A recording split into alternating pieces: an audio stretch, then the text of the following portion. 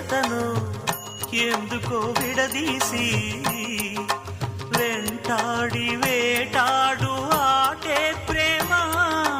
మౌనముతో మనసుని శృతి చేసి రాగాలు పలికించు పాటే ప్రేమ. శాశ్వత చరితల ఈ ప్రేమ మృత్యు ఎరగని చిరునామా. శ్వాసను మంగ